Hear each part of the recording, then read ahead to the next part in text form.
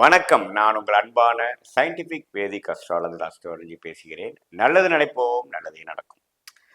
பார்த்தீங்கன்னா, தொடர்ந்து நம்மளோட வீடியோஸ் எல்லாம் நீங்கள் பார்த்துட்டு இருப்பீங்க நம்புகிறேன். அறிவியல் சார்ந்த ஜோதிட கருத்துக்களை எந்த விதத்திலையும் மிகைப்படுத்தாமல், மூட நம்பிக்கையில் போகாமல் உள்ளது உள்ளவாறு பார்த்துட்டு இருக்கோம். ஒளி தத்துவம் எப்படி நம்மளுடைய வாழ்க்கையில் பூர்வ புண்ணிய கர்மாவின் அடிப்படையில் நம்மளோட வாழ்க்கையில் சம்பவங்களாக உருவடிக்கிறதுங்கிறது துல்லியமாக பார்த்துட்டு இருக்கோம். அந்த அடிப்படையில் இந்த வீடியோவில் நம்ம தனுசு ராசிக்காரர்களுக்கு ஜூலை 2024 எத்தகைய ஒரு மாதமாக இருக்க போகுதுங்கிறது ஒரு பலாபலன்கள் பார்க்க போகிறோம். அதுக்கு முன்னாடி நம்மளோட ஃபஸ்ட் டைம் நம்ம சேனலுக்கு வரவங்க மறக்காமல் சப்ஸ்கிரைப் பண்ணுங்கள். உங்களுக்கு பிடித்த வீடியோஸை ஃப்ரெண்ட்ஸ் அண்ட் ரிலேட்டிவ்ஸ்க்கு ஷேர் பண்ணுங்கள்.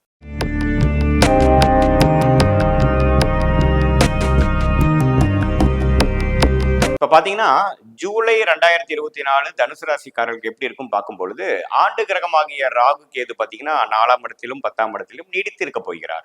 அதே சமயத்தில் சனி 3ஆம் இடத்திலே நீடித்திருக்கிறார். அதே சமயத்தில் குரு அப்படிங்கிறவரும் ஜூலை மாதத்தில் எந்த விதத்திலையும் பயிற்சியெல்லாம் ஆகாமல் நீடித்து 6ஆம் இடத்துல இருக்கிறார். ஆண்டு கிரகத்தில் எந்த பயிற்சியும் ஜூலை மாதம் பார்க்க போவதில்லை.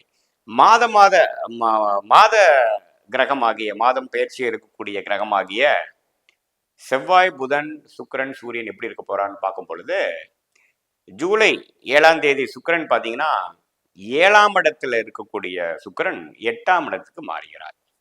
அது அவ்வளோ ஒரு சாதகமான ஒரு பயிற்சி இல்லை. அதே சமயத்தில் சூரியனும் பார்த்தீங்கன்னா 8ஆம் இடத்துல மறையிறார். அப்புறம் 5ஆம் இடத்து அதிபதி என்று சொல்லப்படுகிற செவ்வாய், யோகமான ஒரு செவ்வாய், தனுசு ராசிக்கு யோகத்தை கொடுக்கக்கூடிய செவ்வாய் 6ஆம் இடத்துக்கு போய் 12ஆம் இடத்துக்கு சம்மதப்படுகிறார், தொடர்பு கொள்கிறார். அப்புறம் பார்த்தீங்கன்னா உங்களுக்கு புதன் 7ஆம் வீட்டு 10ஆம் வீட்டு அந்த புதன் பார்த்தீங்கன்னா 9ஆம் இடத்துக்கு சிம்மத்துக்கு பயிற்சி பெறுகிறார். எப்பொழுது ஜூலை 20ஆம் தேதி. ஸோ இது வைத்து பார்க்கும் பொழுது என்ன சொல்லுதுன்னா, ஜூலை செகண்ட் ஆஃப் என்று சொல்லப்படுகிற அந்த டைம் கொஞ்சம் கவனமாக இருக்க வேண்டிய ஒரு காலகட்டமாகவும் பொறுமையாகவும் விவேகமாகவும் கடக்க வேண்டிய ஒரு காலகட்டமாக இருக்கிறது. ஏன்னா 6ஆம் வீடு 11ஆம் வீட்டு சுக்கிரன் 8ல் மறைகிறார். யோகத்தை கொடுக்கக்கூடிய சூரியனும் 8ல் மறைகிறார். சில விஷயங்கள் எதிர்பார்ப்பவர்களுக்கு பார்த்தீங்கன்னா உண்மையே கைக்கு வந்தது வாய்க்கு வரவில்லைங்கிற மாதிரி கொஞ்சம் இழுபறியாக போகக்கூடிய அமைப்புகளுக்கு, மாணவர்களுக்கு கொஞ்சம் கான்சென்ட்ரேஷன் விஷயத்தில் சில இஷ்யூஸ் வரலாம். முதியோர்களுக்கு பார்த்தீங்கன்னா கொஞ்சம் ஹெல்த் இஷ்யூஸ் வரலாம். கொஞ்சம் ஆல்ரெடி ஒரு ட்ரீட்மெண்ட் பண்ணிட்டு இருக்கிறவங்களுக்கு இன்னும் கொஞ்சம் ட்ரீட்மெண்ட் சரியில்லாமல் போய் இன்னொரு விதமான ரிலாப்ஸ் ஆகி அதுக்கப்புறம் இன்னொரு ட்ரீட்மெண்ட் பண்ண வேண்டிய அம்சங்கள், அது மாதிரி உடல் விஷயங்கள், கடன் விஷயங்கள், ஃபினான்ஷியல் விஷயங்கள், உறவுகள் விஷயத்தில் கொஞ்சம் கவனமாக இருக்க வேண்டிய ஒரு காலகட்டமாக குறிப்பாக சொல்ல வேண்டுமென்றால் ஜூலை கடைசி 2 வாரம், 3வது 4வது வாரம் நீங்கள் இருக்க வேண்டியதாக இருக்குதுங்க. ஏன்னா 8ஆம் இடத்துல சுக்கிரனும் சூரியனும் மறைவது அவ்வளோ சிறப்பான ஒரு விஷயங்கள் இல்லை. அப்புறம் பார்த்தீங்கன்னா புதன் ஓரளவுக்கு நட்பு வீட்டில் 9ஆம் இடத்துக்கு வருவது நல்லது. மாணவர்களுக்கு இதுவரைக்கும் இருந்த ஒரு தேக்க நிலை மாறி ஓரளவுக்கு மெமரி பவர், கான்சென்ட்ரேஷன், ஃபோக்கஸ் எல்லாமே இம்ப்ரூவ் ஆகக்கூடிய அமைப்புகள் மாணவர்களுக்கு உண்டு.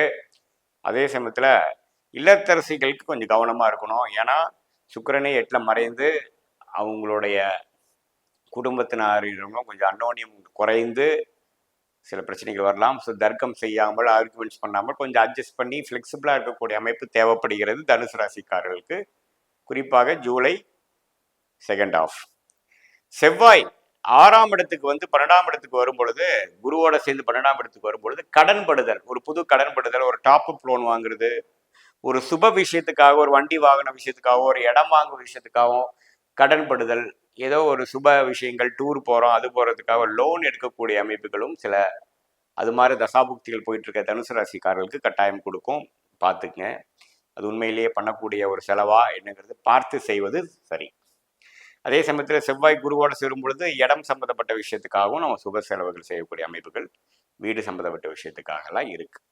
மருத்துவ செலவுகளும் சில தசாபுக்திகள் அவ்வளோ சிறப்பாக போகாமல் போயிட்டு இருக்கிறவங்களுக்கு மருத்துவ செலவுகளும் வரக்கூடிய அமைப்புகள் உண்டு. ஸோ தனுசு ராசிக்கு இந்த ஜூலை மாதம் ஒரு மாதிரியான டிரான்சிஷனரியாகவும் செலவுகள் அதிகமாகவும் உடல்நிலையில் கவனத்தை கொடுக்கக்கூடிய ஒரு மாதமாகவும் இருக்குதுங்க. கொஞ்சம் பார்த்துக்கணும். அதே சமயத்தில பார்த்தீங்கன்னா, சில முதலீடுகள் இதுவரைக்கும் நீங்க ஃப்யூச்சர்ல நீங்க செய்ய நினைக்கிறக்கு ஒரு முதலீடுகள், சுப முதலீடுகள் செய்வது, ரிஸ்க் எடுக்கக்கூடிய ஒரு மாதமாவும் இருக்கிறது. கவனம் ரொம்ப முக்கியமா எடுத்து பண்ணணுங்கிறது தான் உங்களுடைய அறிவுரை.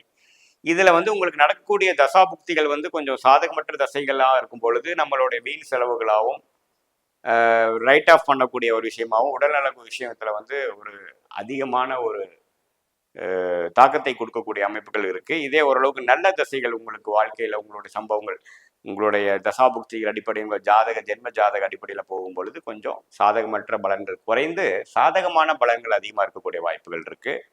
அது வைத்து தான் நீங்க முடிவு பண்ணணும். இது வந்து பொதுவான ஒரு பலனை நீங்க தெரிஞ்சுக்கணும். மீண்டும் மற்றொரு காணொளியில் சந்திப்போம். நன்றி, வணக்கம்.